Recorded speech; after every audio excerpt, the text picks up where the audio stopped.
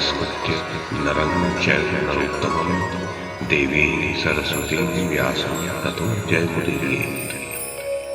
ओम नमो भगवते वासुदेवाय, ओम नमः पितामहाय, ओम नमः प्रजापतिभ्यः, ओम नमः कृष्णद्वैपायनाय, ओम नमः सर्वविघ्नविनायकेभ्यः।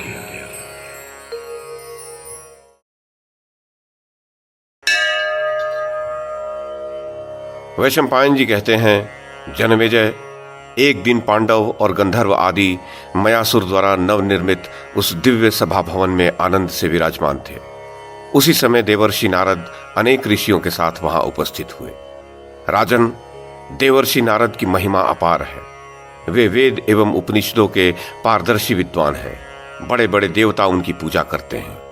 इतिहास, पुराण, प्राचीन कल्प और पूर्वोत्तर मीमांसा की विद्वता में वे बेजोड़ हैं। वे वेदों के व्याकरण, कल्प और शिक्षा आदि 6 अंगों को तो जानते ही हैं, धर्म के भी पूरे मर्मज्ञ हैं। वे वेद के परस्पर विरुद्ध वचनों की एक वाक्यता, एक में मिले हुए वचनों का कर्म के अनुसार पृथक्करण और यज्ञ के अनेक कर्मों के एक साथ उपस्थित होने पर उनके संपादन में अत्यंत निपुण हैं। वे प्रगल्भ वक्ता, स्मृति युक्त मेधावी, नीति कुशल एवं सहृदय कवि हैं। वे कर्म और ज्ञान के विभाजन में समर्थ हैं। वे प्रत्यक्ष अनुमान एवं आप्त वचन के द्वारा सभी विषयों का ठीक ठीक निश्चय करते हैं और प्रतिज्ञा, हेतु, उदाहरण, उपनय एवं निगमन, इन 5 अंगों से युक्त वाक्यों के गुण दोष संपूर्ण समझते हैं। बृहस्पति के साथ उत्तर प्रत्युत्तर करने में वे विशारद हैं। धर्म, अर्थ, काम और मोक्ष, चारों पुरुषार्थों के संबंध में उनका निश्चय सर्वथा सुसंगत होता है। उन्होंने 14 भुवनों को ऊपर नीचे, आड़े तिरछे प्रत्यक्ष देख लिया है। सांख्य और योग दोनों ही मार्गों को वे जानते हैं और देवताओं तथा असुरों के प्रत्येक विचार की टोह रखते हैं। मित्र और शत्रु की शक्ति का रत्ती रत्ती ज्ञान रखते हैं। संधि, विग्रह, यान, आसन, द्वैधी भाव आदि राजनीति और कूटनीति भी उन्हें पूर्णतः ज्ञात है। सारे शास्त्रों के निपुण विद्वान हैं वे। युद्ध और संगीत दोनों के प्रेमी हैं। उन्हें कहीं भी आने जाने में कोई रुकावट नहीं होती। ऐसे ऐसे अनेक गुण उनमें हैं। उस दिन वे लोक लोकांतर में भ्रमण करते पारिजात, पर्वत, सुमुख आदि ऋषियों के साथ पांडवों से मिलने के लिए मन के वेग के समान उनकी सभा भवन में आ पहुंचे। वहां आकर प्रेम से धर्मराज को जय हो कहते हुए आशीर्वाद दिया। सब धर्मों के मर्मज्ञ राजा युधिष्ठिर देवर्षि नारद को आया देख भाइयों के साथ झट उठकर खड़े हो गए। नारद जी को विनय के साथ झुककर बड़े प्रेम से नमस्कार किया और विधि पूर्वक योग्य आसन पर बैठाया। तदुपरांत मधुपर्क आदि के द्वारा उनकी सविधि पूजा की। राजन, युधिष्ठिर से यथोचित पूजा पाकर नारद जी बहुत प्रसन्न हुए। तदुपरांत उन्होंने युधिष्ठिर से धर्म, काम और अर्थ से संबंधित कुछ प्रश्न पूछे। दर्शकों को मैं यहां बता दूं कि इस कड़ी में नारद जी युधिष्ठिर से राजा और उसके शासन से संबंधित अनेक प्रश्न करते हैं। उन सारे प्रश्नों के क्रम में मैंने थोड़ा परिवर्तन किया है, इस उद्देश्य से कि दर्शकों और श्रोताओं को उन्हें समझने और याद रखने में थोड़ी आसानी हो, पर कोई भी प्रश्न छोड़ा या संपादित नहीं किया है। तो नारद जी ने पूछा, आशा है तुम्हारे पिता पितामह ने जिस सदाचार का पालन किया था उसी धर्म एवं अर्थ के अनुकूल उदार नीति का आश्रय तुमने भी लिया होगा। तुम्हारे पूर्वजों ने जिस वैदिक सदाचार का पालन किया था उसका ठीक ठीक पालन करते हो ना। राजा में 6 गुण होने चाहिए: व्याख्यान शक्ति, प्रगल्भता, तर्क शक्ति, भूतकाल की स्मृति, भविष्य पर दृष्टि तथा नीति निपुणता। उपाय 7 होते हैं: मंत्र, औषधि, इंद्रजाल, साम, दान, दंड और भेद। इन 6 गुणों के द्वारा इन 7 उपायों का निरीक्षण करते रहना चाहिए और अपने 14 दोषों पर दृष्टि बनाए रखनी चाहिए। वे 14 दोष हैं: नास्तिकता, मिथ्यावादिता, क्रोध, प्रमाद, दीर्घ सूत्रता, ज्ञानियों का संग न करना, आलस्य, इंद्रिय परवशता, केवल अर्थ का ही चिंतन, मूर्खों के साथ विचार, निश्चित कार्य में टालमटोल, विचारों को गुप्त न रखना, समय पर उत्सव आदि न करना और एक ही साथ कई शत्रुओं पर चढ़ाई कर देना। इनसे तुम्हें अवश्य बचना चाहिए, क्योंकि जिनके राज्य की जड़ें जम गई हैं, ऐसे राजा भी इन दोषों के कारण नष्ट हो जाते हैं। युधिष्ठिर, राजा के लिए 6 दोष अनर्थकारी होते हैं: निद्रा, आलस्य, भय, क्रोध, मृदुता और दीर्घसूत्रता। तुमने इनका त्याग कर दिया है ना? इन दोषों से बचकर तुम अपनी शक्ति और शत्रु शक्ति का ठीक ठीक ज्ञान रखते हो ना? तुम सभी प्रकार के सूत्र ग्रंथ जैसे हस्ती सूत्र, रथ सूत्र, अश्व सूत्र, अस्त्र सूत्र, यंत्र सूत्र और नागरिक सूत्र का अभ्यास तो करते ही होगे। तुम सब प्रकार के अस्त्र शस्त्र, मारण प्रयोग और औषधियों के विषैले योग्य तो अवश्य जानते होंगे। तुम अग्नि, हिंस जंतु, रोग एवं राक्षसों से समूचे राष्ट्र की रक्षा तो करते हो ना? अंधे, मूक, बधिर, पंगु, अंगहीन, अनाथ एवं साधु सन्यासियों के धर्म रक्षक तो तुम हो ही, तुम्हें होना ही चाहिए। परंतु तुम गुरुजनों से प्रतिदिन धर्मशास्त्र का श्रवण तो करते हो ना? युधिष्ठिर, तुम असमय ही निद्रा के वश में तो नहीं हो जाते, ठीक समय पर जग तो जाते हो। रात्रि के पिछले भाग में जागकर तुम अपने अर्थ के संबंध में विचार तो करते हो ना? तुम त्रिवर्ग सेवन के उपयुक्त समय का ज्ञान रखते हो, अतः काल का विभाजन करके नियत और उचित समय पर सदा धर्म, अर्थ एवं काम का सेवन करते हो ना? राजन, तुमको यह मंगल सूचक समाचार सुनकर और उसके विषय में विचार करके भी प्रिय भोग विलासों का आनंद लेते हुए अंतःपुर में ही सोते तो नहीं रह जाते।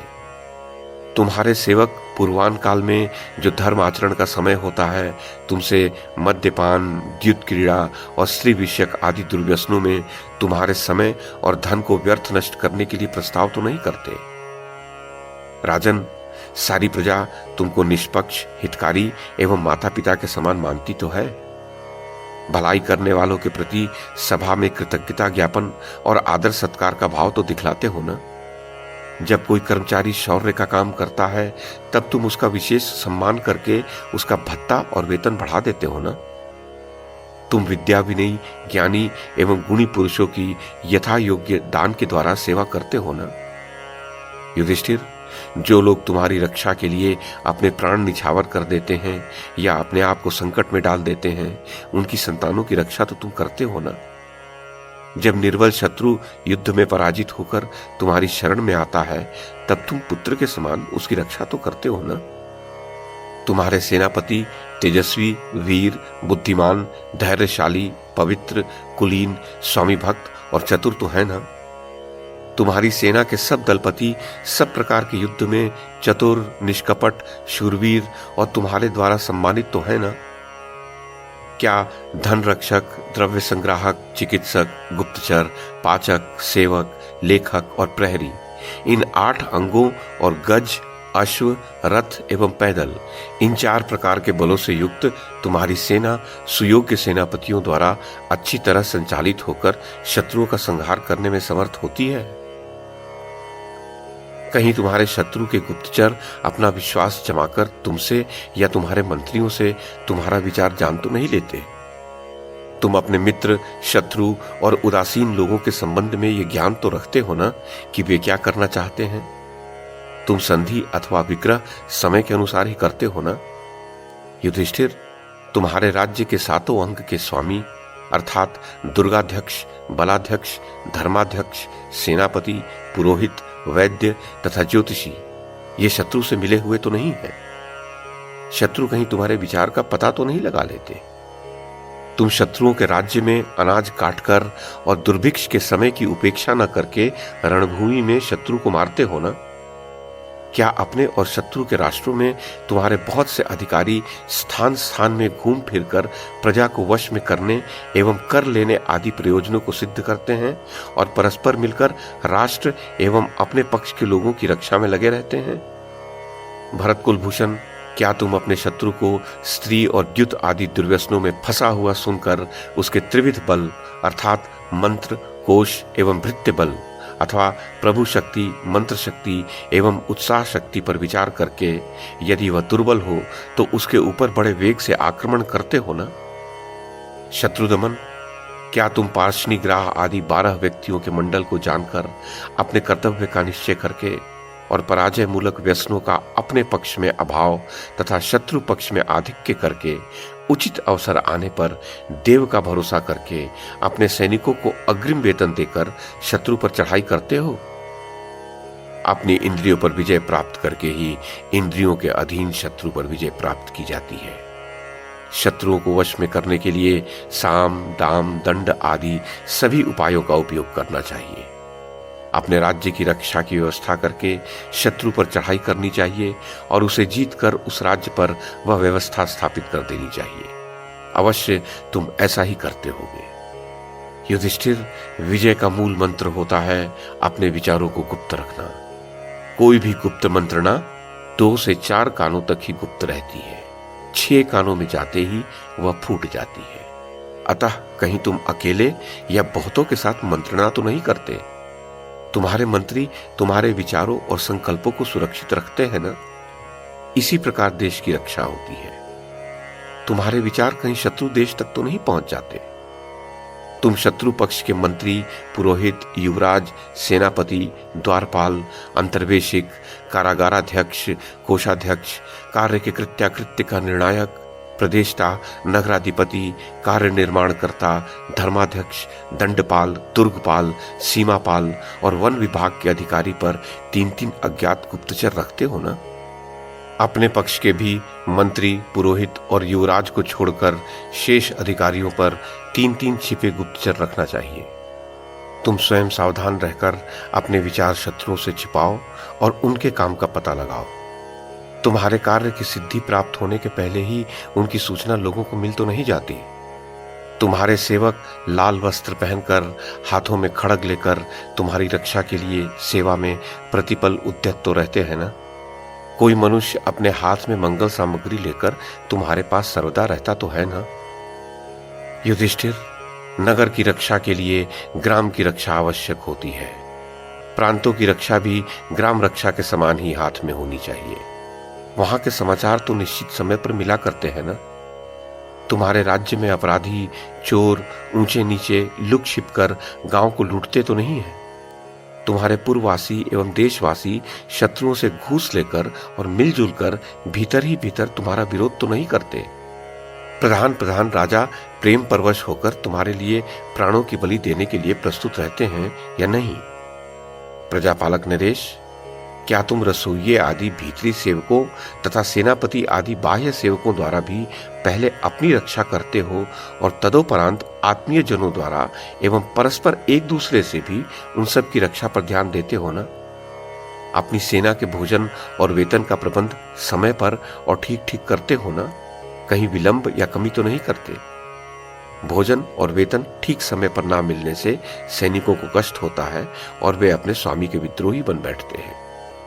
कोई कहीं ये चेष्टा तो नहीं कर रहा कि सारी सेना उसकी इच्छा के अनुसार चलने लगे और तुम्हारी आज्ञा का उल्लंघन होने लगे।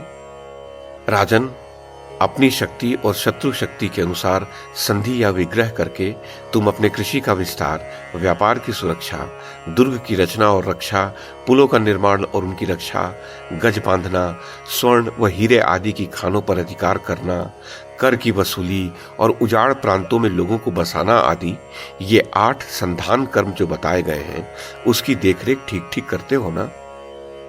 तुम्हारे समस्त दुर्गों में धन, धान्य, अस्त्र शस्त्र, जल, यंत्र, शिल्पी और सैनिकों का ठीक ठीक प्रबंध है ना।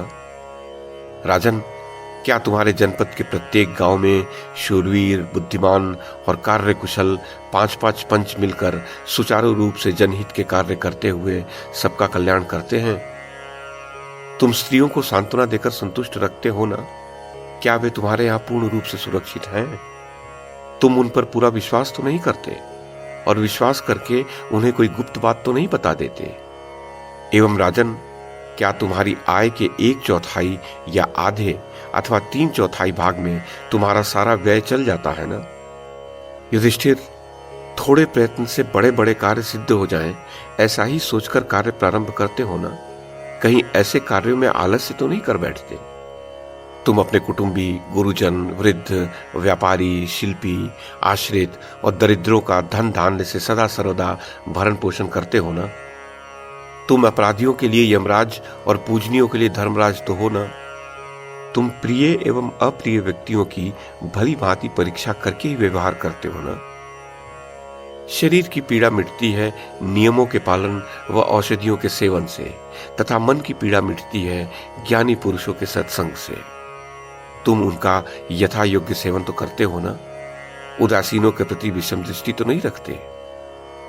कहीं तुम लोभ, मोह या अभिमान से अर्थी एवं प्रत्यर्थी की उपेक्षा तो नहीं कर देते।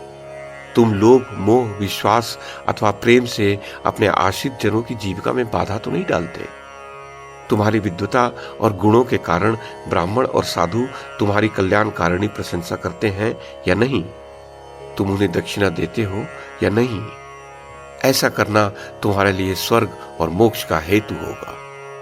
तुम्हारे प्रसाद में तुम्हारे आंखों के सामने गुणवान ब्राह्मण स्वादिष्ट और स्वास्थ्यकर भोजन करके दक्षिणा तो पाते हैं ना। तुम पूरे संयम और एकाग्र मन से समय समय पर यज्ञ याग आदि तो करते ही होगे। तुम जाति भाई, गुरु, देवता, तपस्वी, शुभ चैत्य वृक्ष और ब्राह्मणों को नमस्कार तो करते हो ना। तुम किसी के मन में शोक या क्रोध तो नहीं उत्पन्न करते। तुम्हारी यह मंगलमयी धर्मानुकूल वृत्ति सर्वदा एक सी तो रहती है। ऐसी वृत्ति आयु और यश को बढ़ाने वाली एवं धर्म, अर्थ और काम को पूर्ण करने वाली होती है।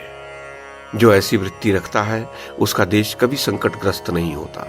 सारी पृथ्वी उसके वश में हो जाती है और वह सुखी हो जाता है। धर्मराज, तुम्हारे धन का ठीक उपयोग तो होता है ना। धर्म के कार्य में तुम्हारा मन प्रसन्नता पूर्वक लगता तो है।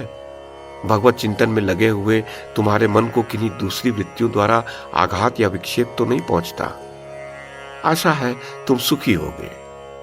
तुम धन के लोभ में पड़कर धर्म को या मात्र धर्म में ही संलग्न रहकर धन को अथवा उस काम भोग के सेवन द्वारा आसक्ति ही जिसका बल है, धर्म और अर्थ दोनों को ही हानि तो नहीं पहुंचाते। राजन, ये भी बताओ कि तुम्हारा पुरोहित कुलीन, विनयी एवं विद्वान तो है ना। वह किंग कर्तव्य विमूढ़ एवं निंदक तो नहीं है। आशा है तुम उसका ठीक ठीक सत्कार करते होगे। तुमने बुद्धिमान, सरल एवं विधि विधान का ज्ञाता ऋत्विज तो नियुक्त कर रखा है ना। वह हवन की हुई और की जाने वाली सामग्री का निवेदन तो कर जाता है ना। तुम्हारे वैद्य अष्टांग चिकित्सा में निपुण, हितैषी, सहृदय एवं शरीर की देखरेख रखने वाले हैं ना। तुम्हारे आचार्य धर्मज्ञ एवं सर्वशास्त्रों में निपुण होकर ही कुमारों को ठीक ठीक युद्ध की शिक्षा देते हैं ना। तुम्हारा ज्योतिषी शास्त्र के सारे अंगों का विशेषज्ञ, नक्षत्रों की चाल और वक्रता आदि का ज्ञाता एवं उत्पात आदि को पहले से ही जान लेने में निपुण तो है ना।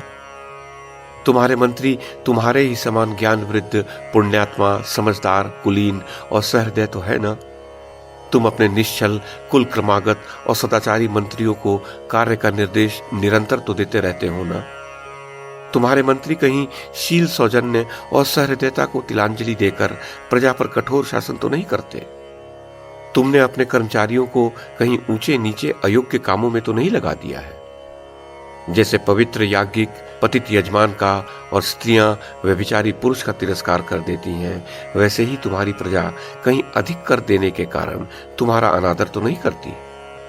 तुम्हारे कुलीन कर्मचारी क्या तुम्हारे प्रति ऐसा प्रेम रखते हैं कि आवश्यकता पड़ने पर तुम्हारे लिए अपने प्राण न्योछावर कर दें? जो लोग आय और व्यय के काम में नियुक्त हैं, वे प्रतिदिन तुम्हारे समक्ष समस्त विवरण प्रस्तुत करते हैं ना। कभी किसी होनहार एवं हितैषी कर्मचारी को बिना अपराध के ही पदच्युत तो नहीं करते तुम। कहीं किसी काम में लोभी, चोर, शत्रु अथवा अनुभवहीन की तो नियुक्ति नहीं हो गई है। कहीं चोर, लोभी राजकुमार, रानियां या स्वयं तुम भी देशवासियों को दुख तो नहीं देते। महाराज, तुम्हारे खाद्य पदार्थ, शरीर में धारण करने के वस्त्र आदि तथा सूंघने के उपयोग में आने वाली सुगंधित द्रव्यों की रक्षा विश्वस्त पुरुष ही करते हैं ना। क्या तुम्हारे कल्याण के लिए तुम्हारे धन भंडार, अन्न भंडार, वाहन, प्रधान द्वार, अस्त्र शस्त्र तथा आय के साधनों की रक्षा एवं देखभाल सदा स्वामी भक्त एवं प्रयत्नशील मनुष्यों द्वारा ही की जाती है ना।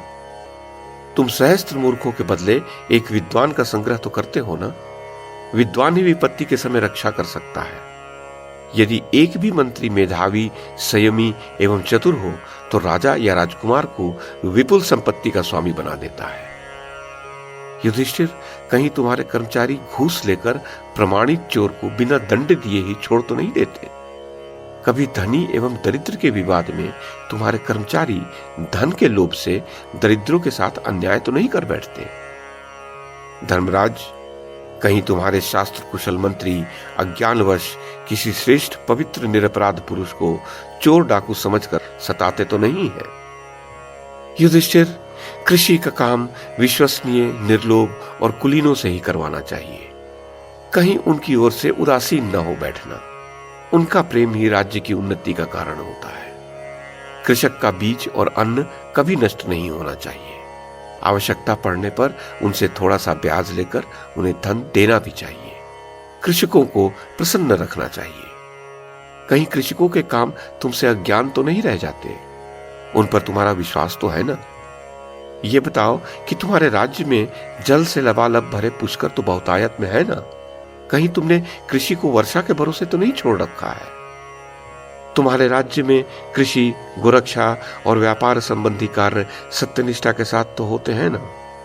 कृषि से उत्पन्न होने वाले अन्न, फल, फूल, गोरस, मधु, घृत आदि पदार्थ धर्म बुद्धि से ब्राह्मणों को दिए जाते तो हैं। दूर दूर से व्यापार करने वालों से ठीक ठीक कर तो वसूल होता है ना? राजधानी एवं देश में व्यापारियों का सम्मान तो होता है ना? वे कहीं छल द्वारा ठगे तो नहीं जाते? धर्मानुकूल व्यापार से ही प्रजा सुखी रहती है। धनी लोग दुर्व्यसनों से बचे तो हैं। तुम्हारे प्रति उनकी प्रेम दृष्टि तो है ना? नरेश्वर, क्या तुम सदा नियम से सभी शिल्पियों को व्यवस्था पूर्वक वस्तु निर्माण की इतनी सामग्री एक साथ देते हो जो कम से कम चौमासे भर चल सके? क्या तुम्हारे वेद सफल है? क्या तुम्हारा धन सफल है? क्या तुम्हारी स्त्री सफल है? और क्या तुम्हारा शास्त्र ज्ञान सफल है? वैशंपायन जी कहते हैं, जन्मेजय, युधिष्ठिर ने पूछा, देवर्षे, वेद कैसे सफल होते हैं?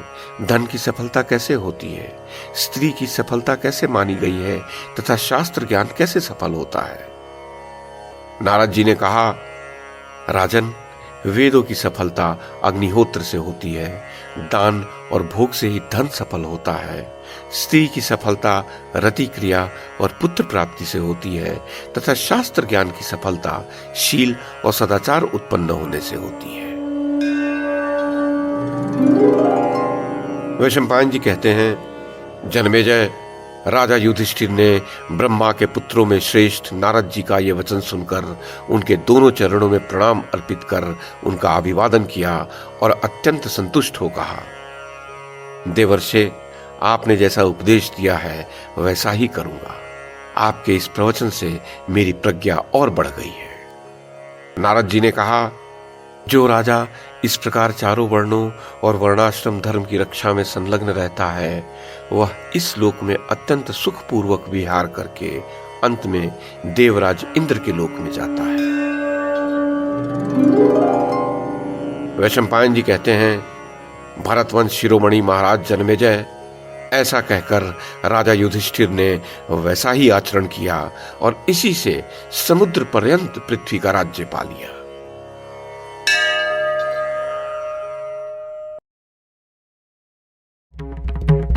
YouTube के माध्यम से महाभारत की कथा को एक श्रृंखला के रूप में प्रस्तुत करने का हमारा ये प्रयास यदि आपको सराहनीय लगा हो तो कृपया इस कड़ी को लाइक और शेयर करें, चैनल को सब्सक्राइब करें और बेल आइकन को दबाएं। साथ में अन्य लोगों को भी देखने के लिए प्रेरित करें।